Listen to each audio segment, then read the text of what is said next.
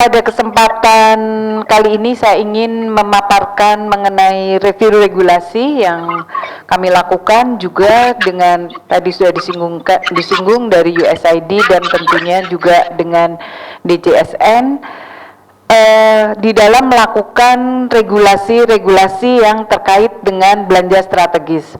Sesungguhnya ada 4 isu utama yang akan kita bahas di dalam review regulasi ini, yaitu review regulasi terkait dengan obat atau alat kesehatan, kemudian review regulasi tentang pelayanan primer, review regulasi tentang pelayanan rujukan, dan review regulasi tentang pelayanan di daerah terpencil. Namun pada kali ini baru dipaparkan mengenai review regulasi di dalam belanja strategis JKN yang 3 tadi. Nah, ini tadi saya hanya mengulang tapi ini saya skip. Jadi sebetulnya apa sih output yang diharapkan dari strategic purchasing ini? Tentunya kita berharap mendapatkan benefit JKN berupa pelayanan kesehatan termasuk obat di dalamnya yang berkualitas. Nah, ini yang kita harapkan mestinya nanti akan terkait juga dengan belanja strategis obat. Kemudian di dalam kepada siapa provider di mana kita akan membeli pelayanan tersebut, tentunya yang kita harapkan adalah provider yang berkualitas, yang melalui proses seleksi dan kredensial, dan tentunya juga syarat terakreditasi yang sudah ada di dalam peraturan perundangan ini juga bisa dipenuhi. Kemudian juga untuk pembelian ini yang tadi juga sebetulnya kontraknya itu seperti apa? Kalau tadi kita memang kepada siapa provider yang dikontrak, tapi sejauh mana isi kontrak itu sudah cukup detail, karena kalau kita lihat di beberapa negara lain kontrak ini adalah sangat, ya boleh dikata sangat tebal lah, bisa 5 kali dengan kontrak yang saat ini ada di JKN ini, yang sangat menurut saya lebih makro mengaturnya, tidak sampai detail di dalam pengaturan hak dan kewajiban. Kemudian juga bagaimana mekanisme pembayaran, tadi juga pada sesi pertama sudah kita diskusikan pembayaran kepada provider, dan sampai juga tentunya bagaimana proses kendali mutu kendali biaya ini diimplementasikan. Stakeholder di dalam penyelenggaraan JKN ini sangat banyak. Jadi memang belanja strategis itu kita tidak hanya berbicara fokus, memang yang menjadi aktor utama adalah BPJS selaku purchaser. Namun kinerja BPJS ini pun akan dipengaruhi juga oleh stakeholder yang lain. Jadi apakah peran stakeholder di dalam JKN ini sudah mendorong JKN menjadi efisien, bermutu, dan berkeadilan? Ini bukan semata-mata tanggung jawab dari BPJS. Semua stakeholder di sini ikut berperan serta untuk menjadikan JKN ini seperti yang kita harapkan. Nah, adapun peraturan JKN ini saat ini sangat banyak. Ini mungkin belum lagi mengatur peraturan BPJS yang baru 2017, juga yang terkait mengatur mengenai COB. Kemarin ada perubahan mengenai COB. Tapi yang terkait langsung ada 79. Di sini kita masih belum berbicara, ya tentunya UUPK, Undang-Undang Praktek Kedokteran ini juga akan mempengaruhi ke dalamnya. Undang-Undang Rumah Sakit tentunya juga akan mempengaruhi implementasi JKN. Jadi kita melihat pada fokus peraturan yang ada di JKN saat ini ada 79. Dan dinamika peraturan presiden ini salah satu contoh saja betapa peraturan JKN ini sangat cepat perubahannya.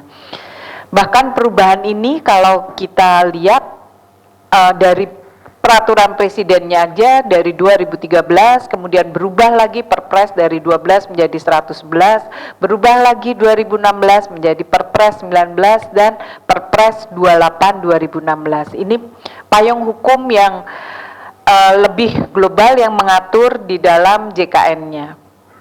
Nah, sementara bagaimana kekuatan bayar? Tadi disinggung juga dalam diskusi pertama bahwa BPJS mempunyai kemampuan atau kekuatan sebagai purchaser yang rendah. sebetulnya sudah diatur di dalam Undang-Undang 40 pasal 2004, Undang-Undang 40 tahun 2004 pasal 24, bahwa Badan Penyelenggara Jaminan Sosial ini mengembangkan sistem pelayanan kesehatan, sistem kendali mutu pelayanan, dan sistem pembayaran pelayanan kesehatan untuk meningkatkan efisiensi efektivitas. Di dalam diskusi yang pertama tadi, kita sudah mengetahui bahwa BPJS belum memiliki power yang cukup untuk mendorong terhadap efisiensi, efektivitas, dan juga di sini mengenai kualitas pelayanan kesehatan.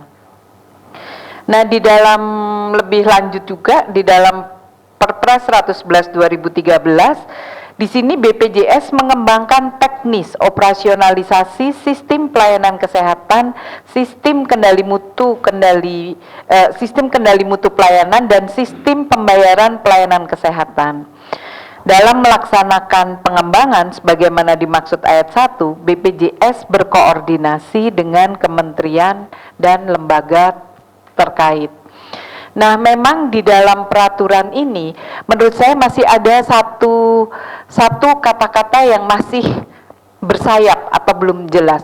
Berkoordinasi ini apakah harus persetujuan dengan kementerian? Tentunya kementerian di sini adalah Kementerian Kesehatan yang paling terkait dengan pelayanan kesehatan.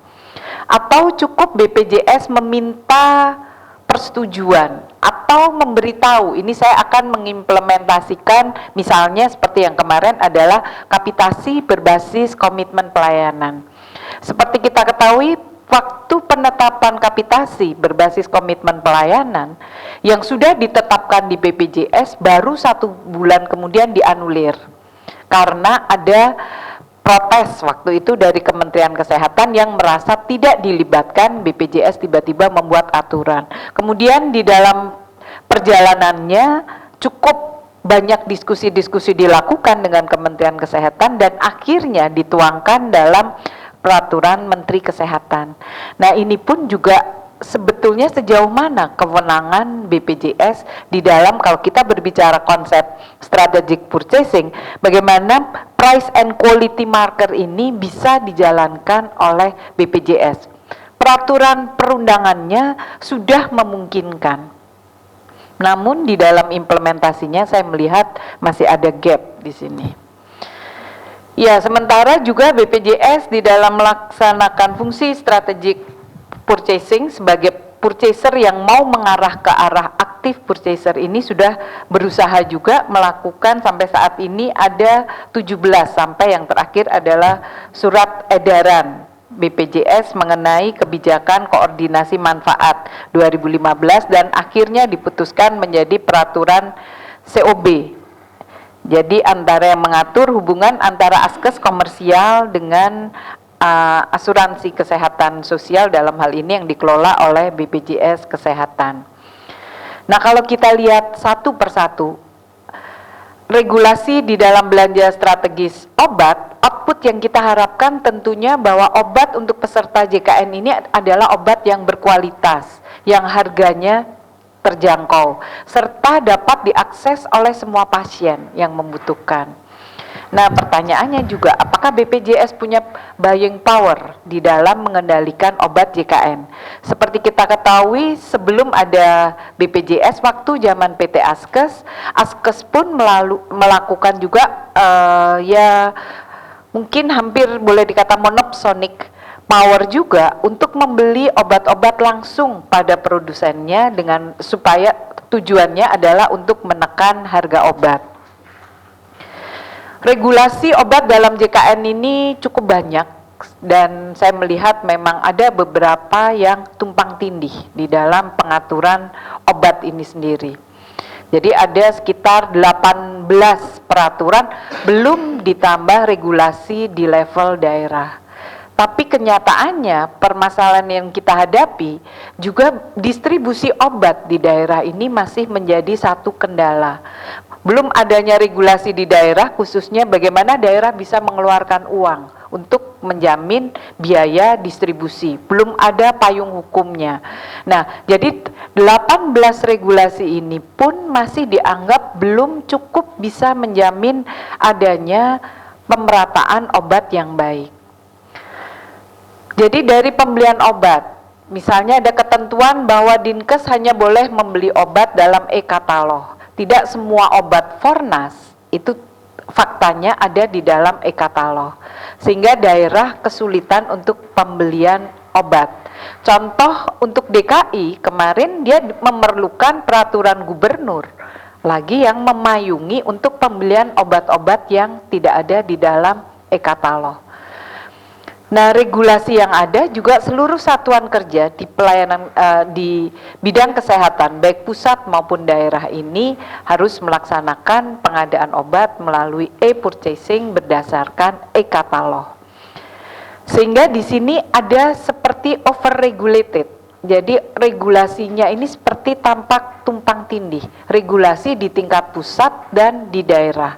Di situ hanya boleh sepertinya hanya boleh melalui e-purchasing berdasar e-katalog, tapi fakta karena e-katalog ini tidak ada, daerah membuat lagi peraturan gubernur dan juga daerah membuat lagi peraturan daerah untuk memungkinkan distribusi obat tadi. Kemudian di dalam penyediaan dan utilisasi obat adalah masalah ketersediaan atau kekosongan obat karena tidak akuratnya data RKO. Dan hal ini salah satu penyebabnya adalah karena tidak akuratnya Vaskes di dalam memberikan data RKO. Padahal di dalam Perpres sudah disebutkan bahwa pemerintah dan Pemda ini bertanggung jawab atas ketersediaan obat di dalam JKN. Nah, kalau Vaskes tidak akurat memberikan data RKO dan kalau kenyataannya obat di daerah itu ternyata masih sering tidak ada atau kosong, siapa yang bertanggung jawab? Obat PRB pun sering tidak tersedia di FKTP ataupun di apotek jejaring. Bagi yang belum punya apoteker tentunya dia menggunakan apotek jejaring. Sehingga menyebabkan rujuk balik ini tidak bisa berjalan dengan baik dan ujung-ujungnya adalah inefisiensi pelayanan. Dan hal ini sebetulnya menunjukkan apakah kita memang masih memerlukan regulasi yang mewajibkan Vaskes, pemerintah dan swasta mengisi RKO. Salah satu gap yang terjadi saat ini seolah-olah dinas dan peraturan pemerintah yang ada pada saat ini hanya mengatur Vaskes milik pemerintah. Sementara swasta tidak mempunyai akses atau kurang memiliki akses dan bahkan pengisian RKO pun dari swasta beberapa daerah tidak melakukan. Sehingga bagaimana kita bisa mendapatkan data dari akurat. Jadi menurut kami dari hasil ini harusnya ada regulasi itu yang mengatur bagaimana public dan private facilities itu harusnya patuh terhadap peraturan yang ada. Mungkin ini perlu diperjelas atau diperbaiki intinya di dalam peraturan yang akan datang. Dan juga di dalam formularium nasional ini juga peran purchaser di dalam komite nasional ini belum jelas. Dari sisi purchaser sendiri merasa belum banyak dilibatkan. Taunya sudah diputuskan dan mereka diundang hanya untuk menyetujui. Sehingga bagaimana peran purchaser ini untuk pengendalian quality ataupun juga biaya tadi kalau di dalam, karena kita tahu bahwa obat ini adalah komponen yang besar di dalam biaya pelayanan kesehatan dan juga peran dari masing-masing stakeholder ini masih belum jelas ya, khususnya di sini digarisbawahi adalah peran BPJS sebagai purchaser di mana sebetulnya BPJS ini mempunyai data di sini. Nah, akses pembelian obat tadi sudah saya singgung mengenai FKTP swasta yang berjejaring dengan apotek ini belum dapat mengakses harga obat berdasarkan harga e-katalog. Nah, sehingga bagaimana akses ini juga bisa diberikan kepada Vaskes swasta karena rumah sakit swasta kelas C dan D kalau kita lihat itu adalah mayoritas saat ini yang menjadi provider di dalam JKN kita. Dan juga mengenai distribusi obat, khususnya obat-obat di FKTP pemerintah, obat TB, imunisasi, HIV, itu hanya tersedia di vaskes pemerintah. Nah, kalau ada pasien di vaskes di klinik swasta yang membutuhkan, pasien tersebut harus pindah menjadi peserta di FKTP pemerintah. Menurut saya hal ini harusnya tidak bisa seperti itu, tapi harus ada suatu koordinasi atau kerjasama. Tanggung jawab siapa? Apakah dinas kesehatan? Tentunya fungsi dinas adalah bertanggung jawab terhadap kesehatan dari masyarakat di wilayah tersebut. Nah, hal ini tentunya harus difikirkan juga pemberian akses khususnya obat-obat publik kepada vaskes swasta. Untuk monitoring dan evaluasi juga saat ini yang menjadi permasalahan, siapa yang mengevaluasi obat?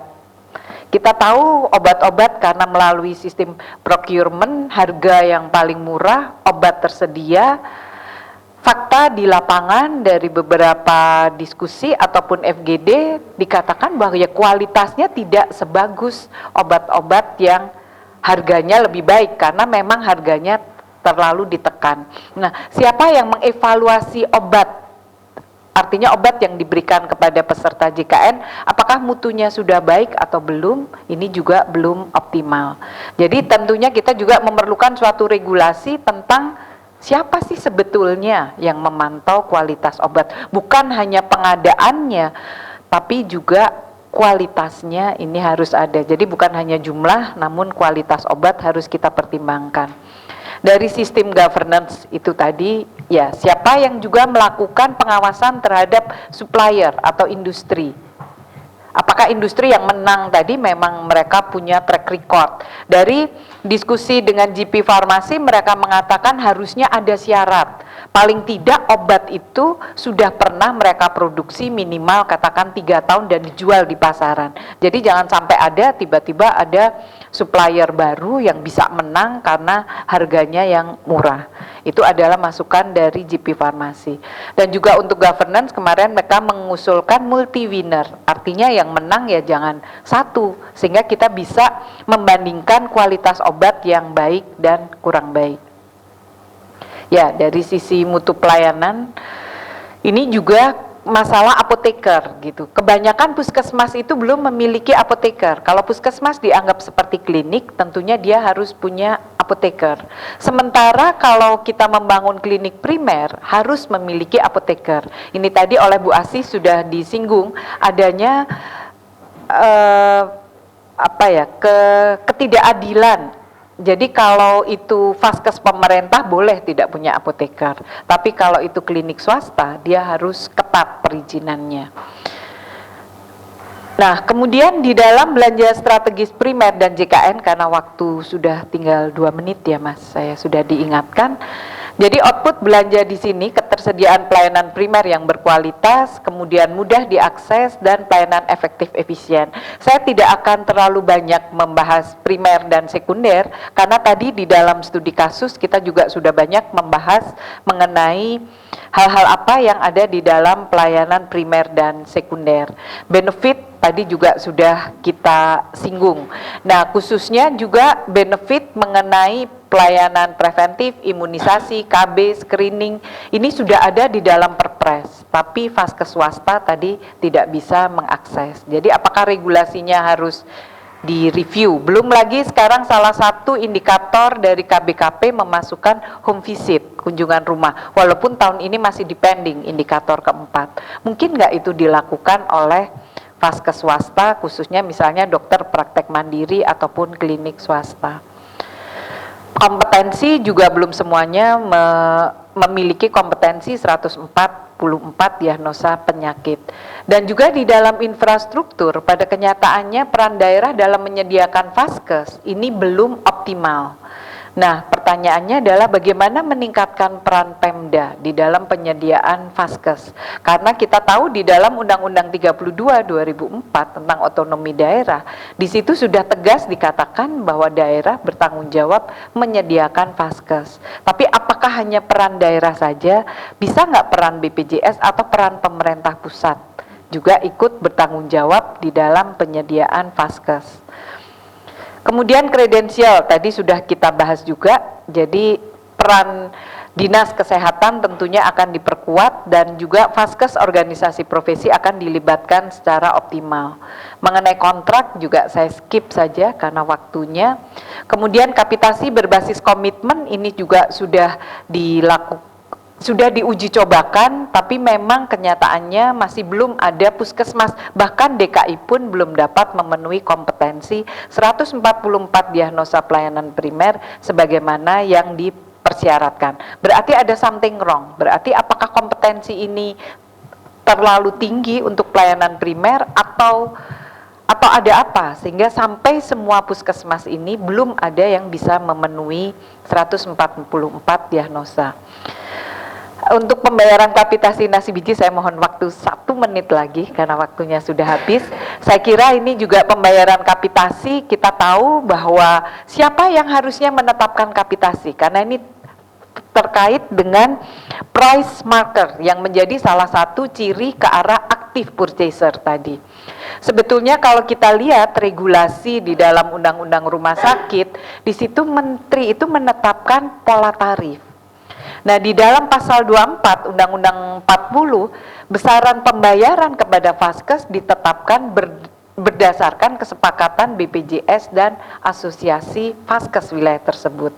Jadi sekarang memang kenyataannya tarif masih ditetapkan oleh Menteri Kesehatan dan belum melibatkan stakeholder yang ada di daerah. Artinya ada peraturan, ini ada di undang-undang. Jadi tataran yang paling tinggi yang belum bisa diimplementasikan. Jadi ada gap antara peraturan dengan implementasi.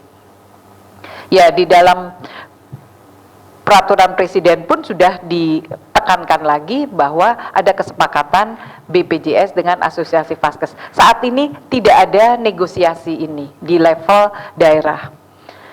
Dan kita lihat memang regulasi tarif pelayanan JKN ini sangat berfluktuasi sehingga kalau kita lihat mungkin dalam kurun waktu 1-2 bulan pun peraturan ini sudah berubah. Hal ini sebetulnya mencerminkan bahwa memang ada sesuatu yang ya kalau dikatakan sangat reaktif gitu, tapi kurang programatik di sini. Jadi cepat sekali menanggapi tapi sebetulnya hal itu tidak dikaji secara matang, sehingga inilah yang terjadi perubahan peraturan yang sangat dinamis sekali. Ya kalau 2 bulan berubah tentunya sangat dinamis. Baik, mungkin itu saja dalam kendali mutu. Juga sebetulnya isunya adalah siapa yang memberikan sanksi kalau provider itu salah. Habis waktunya. Baik, mohon maaf Pak Laksono, saya memakan waktu lebih lama dari yang dipersyaratkan. Ya, terima kasih, saya kembalikan ke Pak Laksono.